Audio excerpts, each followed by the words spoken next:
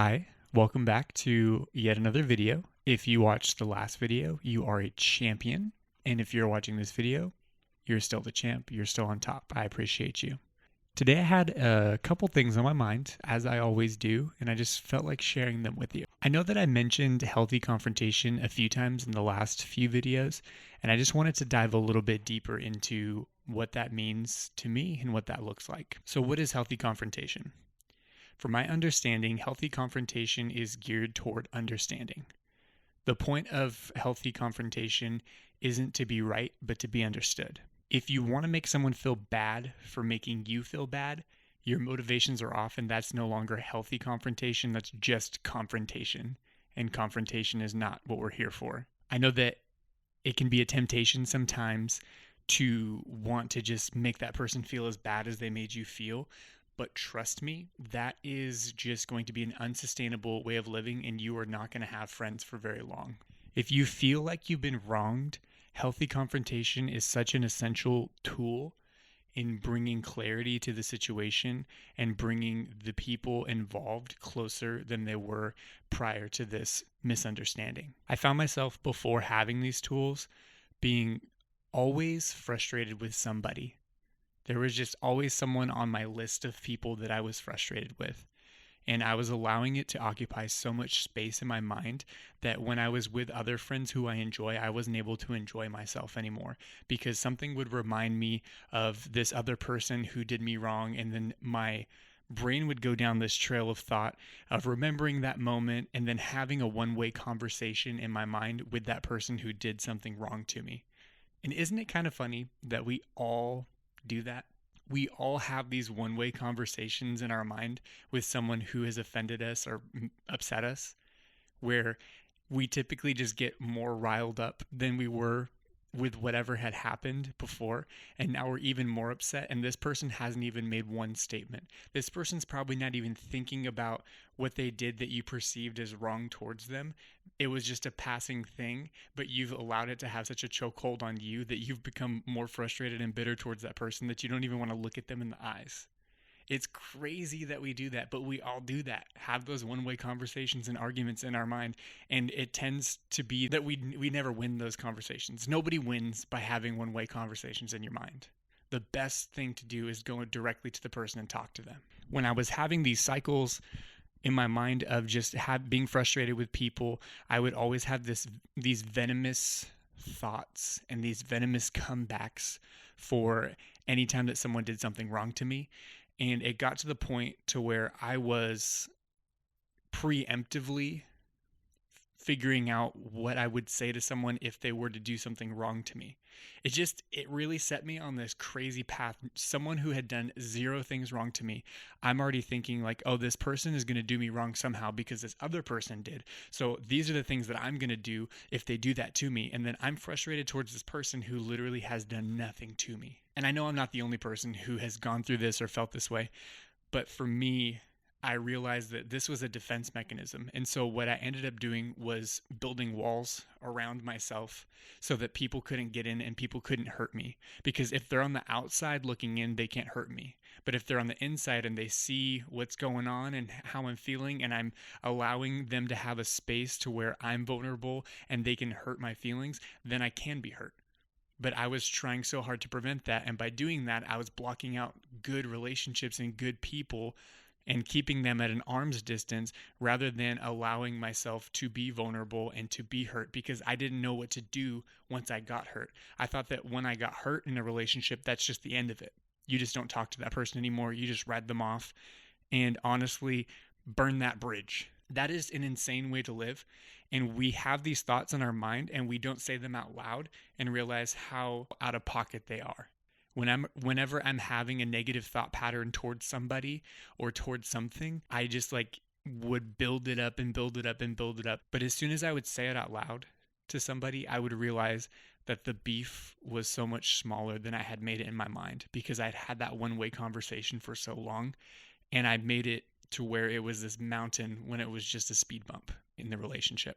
Living this way of being frustrated towards everybody, whether they've done something or are yet to do something that we perceive as wrong towards us is an exhausting way to live because you're always on guard. You don't feel like anyone's in your corner. You always feel like you have to be playing 3D chess rather than just be in the moment and enjoying life and enjoying things with people. I lived that way for such a long time until this mentor shared with me what healthy confrontation was. Previously, I had only heard of confrontation, and I think there's a lot of negative connotations when it comes to confrontation, because for me, I think about fighting, arguing, yelling, all these different things, but I was offered a different way of having healthy confrontation, where I'm not raising my voice, I'm not getting into a physical altercation with this person, I'm just putting my feelings out there for them to see and to validate, and then for us to make a game plan on how to move forward from there. So when it comes to healthy confrontation, I have to take an inventory. I have to know myself enough to recognize this action or this phrase that was spoken to me made me feel hurt or made me feel bad. If I'm not in touch with myself, then I don't even recognize that. And I just begin to feel like I'm just attracting negativity to me all the time. But when I'm able to take an inventory and recognize that, then I can take that, being honest with myself, and be vulnerable with the person who I feel the perceived wrong from, and start to take action towards bringing healing in that process. I'm going to get into the details of what it looks like practically because I'm the person where you can tell me a bunch of things. If you don't tell me how to do it practically, I'm not going to be able to follow through. When it comes to the healthy confrontation, a timely manner is very important. I'm not going to go up to somebody who said something wild to me 2 months ago and be like, hey, do you remember when you said this specific thing 2 months ago to me? It really made me feel this way. That person probably doesn't remember even saying that, and I've allowed it to live rent-free in my mind for that long, and that comes across kind of wild. In my experience, you have like a 7 to 10 day window before it's too far gone to bring up, unless it's a pattern that you see. If there's a pattern, then you can bring up the pattern. But if it's a one-off situation, I feel as if you have 7 to 10 days. Otherwise, you have to just let that lie. When it comes to prepping to have that conversation with the person that you feel like wronged you, the key that is going to be so helpful, and I wish I knew sooner, is assume the best. It is not easy to do, but assume the best. Assume that whatever was said or done, the intention behind it was not the way that it was received. Even if you know better, assume the best. Because if you assume the best, you're not allowing bitterness to creep in and start to give you this lens towards that person so that you can't have a clear communication with them. If you're allowing bitterness to come into the situation before you have the healthy confrontation, then you're going to be coming from a negative place. I like to give myself a few days after an incident within that 7 to 10 day range so that I can be level-headed going into the conversation rather than coming from an emotional place. Because my emotions are up and down at times. But the truth is, this person who is my friend, who I'm having this conversation with, loves me. And if they thought that they hurt me in any way, they would be upset and they would apologize because I'm assuming the best in the situation. But I want to come into that conversation level-headed and not speaking from a place of anger or frustration or any kind of negative emotion. I just want to be very matter of fact so that I can communicate what I need to communicate very clearly to this other person. So we're having the conversation in a timely manner. We've taken time to take inventory. We're level-headed. So now, how do we start the conversation? Starting the conversation can be the most difficult part because it's awkward. When I initiate that conversation, typically I'll say, hey, there's something that's been on my mind. Do you mind if we talk about it? Or, hey, there's something that's on my mind. Can I unpack that with you? If you want to use more clinical language. Getting to the place to even make that statement is scary and it's hard. But if you love that person and you care about the relationship, it's worth a little bit of awkwardness and a little bit of fumbling through an icebreaker in order to get to know one another and understand each other a little bit better. And in my experience, I've noticed once I get that icebreaker out of the way, things tend to smooth out. I will typically bring someone else in who knows me better than I know me, who's part of my ecosystem, and say, this is a conversation that I'm going to have with this person. Can I kind of walk through it with you and have them help me to edit it so that I'm not coming across and just saying things that are hurtful, because that's not necessary. That's not productive. When I'm having healthy confrontation, I'm not trying to hurt this person. I'm not trying to prove myself right. I'm just trying to put my feelings out there and be understood and understand where they were coming from. And in this, being one-on-one is key as well. Don't start a confrontation with a group of people there. That person's immediately going to feel attacked and they're going to feel defensive. My goal in initiating healthy confrontation isn't for the other party to feel attacked. It's for them to recognize that their actions or words have had a negative effect on me.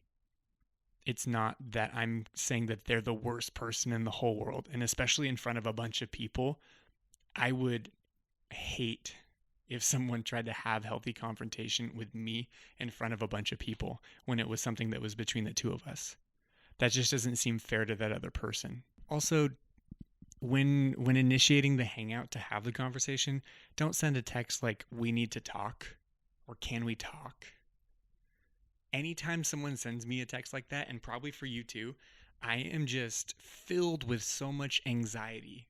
And I'm thinking about everything that I could have possibly done wrong, or how this person could be upset with me. And it just gets you in your head before even going into it. Just initiating a normal hangout, and in the midst of the hangout, bringing this conversation up is going to be so much better than stressing this person out all day, because they're going to be coming in defensive as well. We don't want this person to feel like they're being attacked when we're having healthy confrontation with them, because we're not attacking them. And I'm not saying to be dishonest when it comes to what the topic is about or what the point of the hangout is, but just don't add more stress, more room for speculation, more room for anything that would cause more division than there needs to be. So once I've given that icebreaker of, hey, there's something I want to unpack with you, I'll start by saying, do you remember the other day when this specific thing happened? I don't really feel as if you meant to come across this way, but what you said or what you did in that situation was received this way on my end. And I know that that's probably not what you meant or intended at all, but I just wanted to understand like where that was coming from, and if it's just a misunderstanding or if there's more to it than that. I'm not going to be using accusing words like, the other day you did this and I'm mad because you did that. That doesn't work. You got that person on defense. I'm bringing up the situation from a level-headed place. This is matter of fact what had happened. The response that you had to what had happened made me feel this way, and I just want to understand if I'm misinterpreting it. I'm giving them room, and I'm giving them the benefit of the doubt in that situation. I'm taking responsibility for my emotions and my reaction. And if this person cares about you, they're going to care about how it makes you feel, because your feelings are valid. Even if they're misunderstood, your feelings are valid in that situation, and that's something that cannot be denied. Be as specific as possible when it comes to bringing things up, because broad strokes aren't going to help anybody. Because if you paint such broad strokes, this person who you're talking to may not even understand completely what it was that upset you. For me, I'll say, this specific phrase that you said made me feel this way.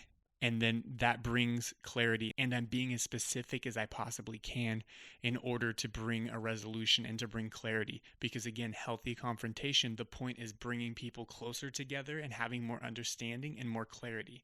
So why would I paint a broad stroke when I could just be as specific as possible, even though it's a little bit uncomfortable in that moment? I think that if you respect the person that you're sitting across from and having that healthy confrontation, you're going to want to put everything on the table and be as specific as possible. It's so important in order to not have the same conversation have to happen again because you were extremely broad. 9 times out of 10, once I've had the icebreaker, brought up the specific scenario, expressed how it made me feel, gave that person the benefit of the doubt, the person who I'm talking to apologizes and says, I am sorry that it came across that way. I didn't mean for it to come across that way.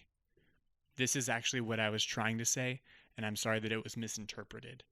And when that happens, you feel validated in your feelings, and the person understands you more, and there's a closeness that's brought because of you stepping out and taking ownership and having intentionality in the relationship to care enough about the relationship enough to have this conversation rather than being passive and becoming bitter and frustrated and then ending up cutting the relationship off. For the 1 out of 10 where it does not go well and this person shifts the blame onto you and makes you feel extremely invalidated, finish that conversation and then take an inventory of that relationship and recognize this person's not in a place to love me well right now. And so I'm going to have to set up some healthy boundaries in order to not be hurt by them anymore. I'm not going to cut them off, but I'm going to set boundaries in place and not allow them into the space that I've been allowing them into in my heart. Sometimes when you allow people deeper into your heart and they don't honor that space that you've given them, you have to take inventory and recognize that so that you can prevent yourself from being hurt over and over and over again by the same things. This person who I've allowed into this space keeps doing this thing to me. I've tried to have conversations with them about it, but there's no change in the behavior and there's no responsibility taken on their end. I can no longer allow them into this place in my heart. I have to set some healthy boundaries so that I'm not continuously hurt by them. I'm doing that to protect the relationship. If I do not do that, I don't want to be their friend anymore because all they're bringing to me is hurt because I've allowed them into this space that they're not quite in a place to occupy. Real life example. I gave a textbook healthy confrontation conversation with a friend of mine a while back. And after I did the icebreaker and I said everything and how I felt, their response was, "It's your fault for feeling that way." And I was like, what? This is crazy. This is like worst case scenario. I feel so invalidated in this moment. All you care about is being right. And so I finished out that conversation and I did exactly what I just said. I took an inventory of the relationship and recognized this person can't have the place that I've been allowing them into my life. I have to set healthy boundaries in order to protect this relationship. And moving forward, we have had more conversations and we've dove deeper into it and we've brought resolution to that situation and it was good. But if I would have and they're a fantastic friend, but if I would have rode them off, I would have lost out on a great friendship because it was a little bit difficult one time. How important is the person that you're having this conversation with? This is what intentionality looks like in your relationships. I put everything out there and I was vulnerable and I was still misunderstood. Okay, I'm going to set a healthy boundary and I'm going to reapproach the situation from there, not allowing this person to occupy the space that they have so that they can't hurt me as much as they have previously. But the boundary has to be a healthy boundary, not just a wall that I put up. Putting up walls just keeps people out. Healthy boundaries allow people in. That is the worst case scenario. And like I said, 9 times out of 10, it's going to go well. Initiating the conversation is the hardest part, but that person that's sitting across from you cares. And if they knew that they made you feel that way, it would hurt them just as much as it hurt you. And so you bringing it up to them is so helpful so that they can love you better. So just know that. Worst case scenario is not always going to happen, but it can. But most of the time, it's going to go well. You just have to get through that initial awkwardness. So we're not allowing people's words and actions to live rent-free in our mind. We're not having one-way conversations that just stir us up in the worst possible way to where we're just spewing negativity all the time. But rather, we are taking inventory, going to that person directly, opening up the conversation, and being vulnerable and honest with how their actions or words made us feel. I'm not going to go to all of our mutual friends and be like, this person did this to me and they're the worst for it. There is such a big difference between letting people into the situation to help bring clarity and to help you to navigate that conversation and gossip. Gossip changes the perception of how people see that person. And that is not going to work. Because let's say you guys piece it up and everything's cool. You've caused all this damage from speaking poorly about this person in the friend group, and their perception of them has changed. Would you want to be judged based off of one mistake that you made? No. That's so unfair. And so why would you do that to somebody else? Allow people in that you know can have emotional intelligence and emotional maturity to be able to be there for you and remove themselves from the situation and not change the perception of how everyone else sees this person. Because you want to protect the friendship at the end of the day too. And if you're just causing damage with everybody else, you're going to be the one who's on the receiving end of the healthy confrontation. And with that being said, I've heard so many people talk about healthy confrontation, how to give healthy confrontation, conduct it, etc. But I don't hear a lot of people talking about how to receive healthy confrontation well. And I think that that is just as important as giving healthy confrontation, receiving healthy confrontation. I'm going to have a lot less to say about that because it is very simple. Shut up, listen, do not interject when this person is communicating how they're feeling. Listen to what they say. Hear what they say. It's probably taken so much for that person to work up to even initiate this conversation and be vulnerable with you. And if you're just going to start interrupting them, that's not cool. Just be quiet and listen. Allow this person to communicate everything that they feel like they need to communicate before you respond. Validate that person's feelings. Bring clarity to the situation if it was a misunderstanding. I can't believe that what I said made you feel that way. I'm so sorry. That is not at all what I meant to say. What I meant to communicate was this. And if it wasn't a misunderstanding and you were just wilding out, take ownership. Humble yourself. I actually did mean what I said, and I'm sorry that it made you feel that way. I own up to that. And I hope that you can forgive me because that's not cool. And I care about you, and I appreciate you even bringing this up to me so that I can modify the behavior or I can come correct next time. Because what is more important to you, being right or the relationship? That's something you have to know and have to take into account when you're receiving that. Do I want to be right now? Or do I want this relationship? Do I want this person to feel cared for?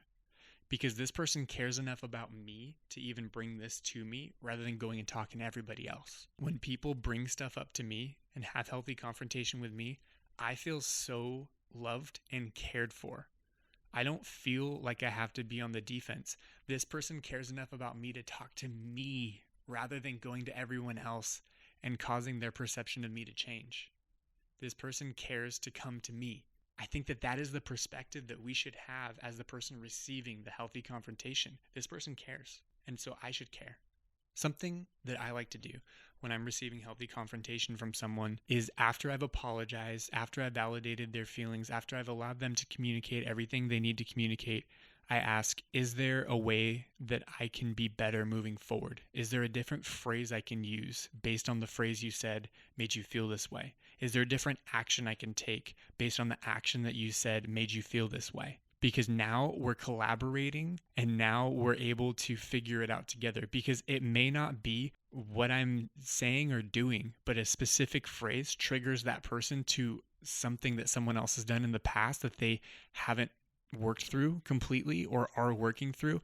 And when I say this specific phrase, it brings them right back. And it's nothing personal. I just don't know that that's something that triggers them. But if I do know that information because they're being vulnerable with me and honest with me, then I'm able to be better for them in the relationship. It's hard enough for the party bringing the confrontation to you to bring the confrontation to you.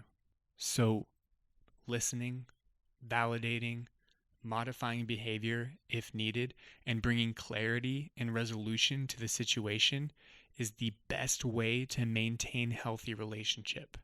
These are the relationships that are 20, 30 years because they're able to have these kinds of real conversations because they've made it natural to have healthy confrontation. As you have healthy confrontation more and more, it becomes natural.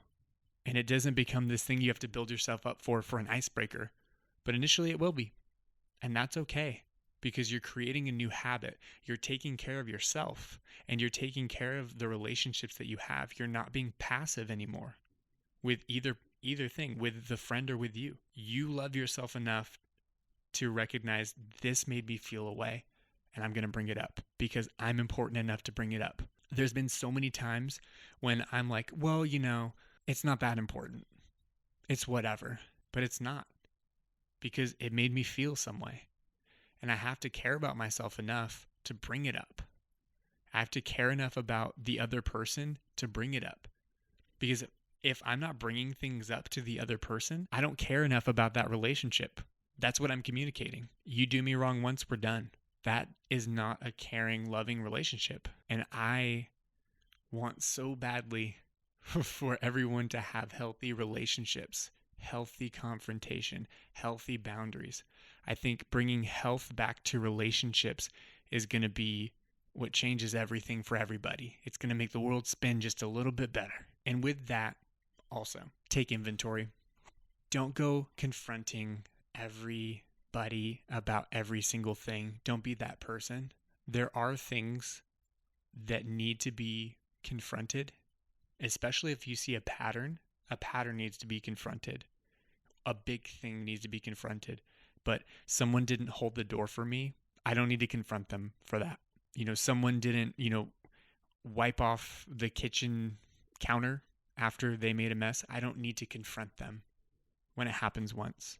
We also need to be quick to forgive because I just don't have enough time and space to hang on to that negative energy. And I've hung on to that negative energy and not just let things go and released people and forgiven them. And it just weighed me down because they don't even think about what it is. It's not on their mind, but it's on my mind. And I'm allowing it to run my life. So be quick to forgive. Assume the best in the situation.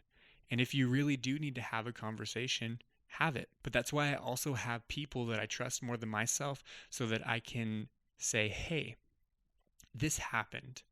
Am I overreacting in this situation? Should I just let this go? Or is this something that I should address? And then they'll tell me accordingly. It's really important to have good friends. And in order to keep good friends, you're going to have healthy confrontation. I think if you're not having healthy confrontation in your relationships aren't growing. Healthy confrontation is a good thing.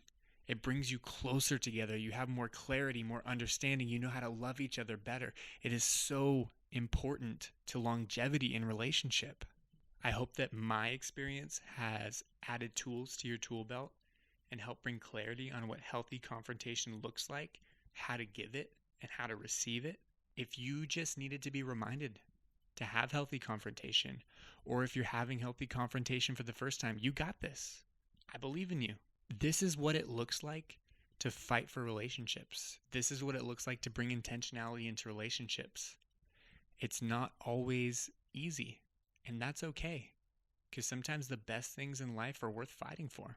If you made it to the end of the video, I appreciate you so very much. You get 5 gold stars, and I am also told to tell you to like and subscribe. So you should probably do that. And I want to hear from you in the comments. Have you had healthy confrontation before? What's worked? What hasn't? Is there advice that you want? You can message me. I will try my best. I by no means am an expert on any of this stuff. This is just my experience that I want to express and hopefully help someone else gain an understanding or give the first steps to doing it better than I ever could. Also, did you notice anything in this video? This hat, kind of cool, Never Ending Network logo made by Jonas. So I made a sample hat to see if I like it and see if it's cool. If you like it and think it's cool, let me know if I should sell it. And let me know if there's any other merch things that I should make, because I would really like to make merch because I want to wear my own stuff and I'd love to see you wearing my stuff. Thanks again for watching. I appreciate you. You got this.